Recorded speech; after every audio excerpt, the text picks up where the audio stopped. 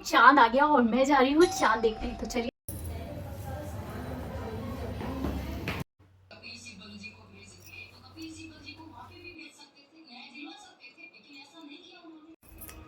Hello friends, कैसे हैं आप लोग? आई होप अच्छे होंगे।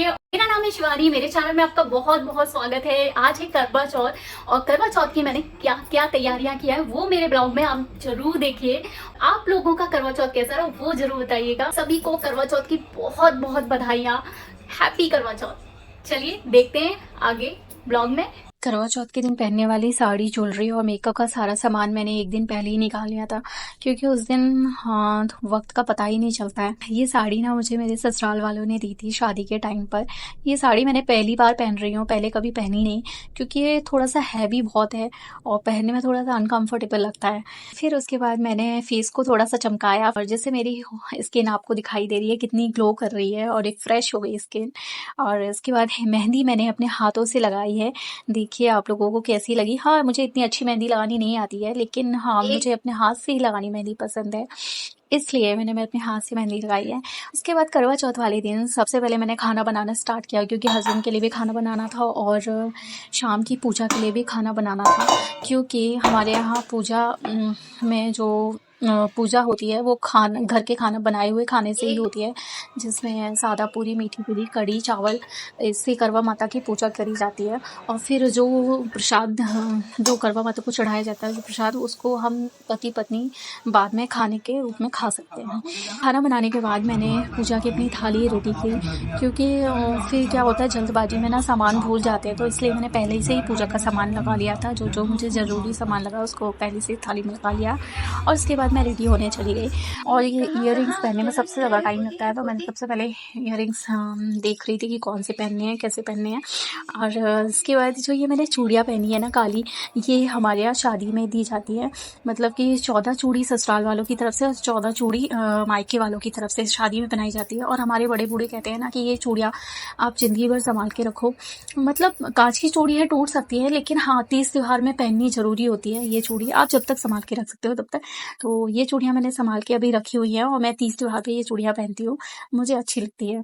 और मैंने फिर आल्ता लगाया, और आल्ता भी हम लोग तीज त्योहार में ज़रूर वैसे लगाते ही हैं, और आज तो करवा चौथ है तो जो लगाना बनता ही है। उसके बाद मैं रेडी हो चुकी थी, तो फिर मैं पूजा करने के लिए गई।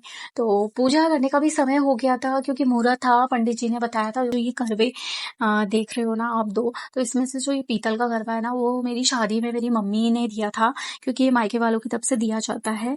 और जो ये मिट्टी का करवा है वो मैं हर साल खरीदती हूँ। इसके ऊपर ये मैंने मीठी पूरी और सादा पूरी रखी हुई है, और करवा माता की पूजा करेंगे। और ये गणपति भगवान जी और गौरा बिठाई हुई है। ये मिट्टी के मैंने 5 जो ये दिख रहे हैं ना, ये मिट्टी के, ये गौरा माता गौरा है। और ये जो आटे के उसमें दिखाई दे रहे हैं ना 7, ये फरे हैं।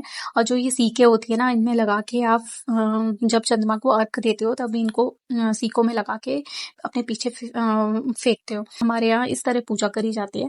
तो ये मैंने फटाफट पूजा करने स्टार्ट की और कथा अपनी पढ़ ली। पूजा कंप्लीट करने के बाद मैं फिर बैठ गई, क्योंकि धूप में बर्दाश्त कर सकती हूँ, लेकिन पानी थोड़ा सा टफ हो जाता है, पानी पिए बिना नहीं रह सकते।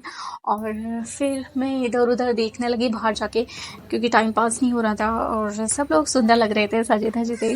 और फिर चंद्रमा निकलने का टाइम हो गया, तो फिर मैं चंद्रमा देखने के लिए छत पर गई और वहाँ मैंने जाके पूजा स्टार्ट अपनी कर दी। पूजा करने के बाद मैं फिर सबसे पहले मैंने पानी पिया, जो क्योंकि प्यास इतनी ज़्यादा लगी थी। मैं ग्लास भर के ले गई थी और पूरा ग्लास पानी पी लिया मैंने।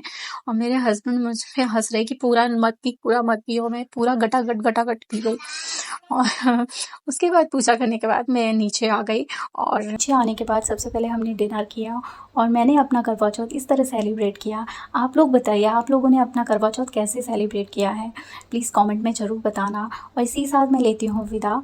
हम लोग मिलते हैं नेक्स्ट ब्लॉग में।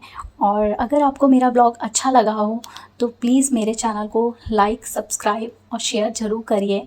इसी के साथ लेती हूँ मैं विदा। Okay, bye bye.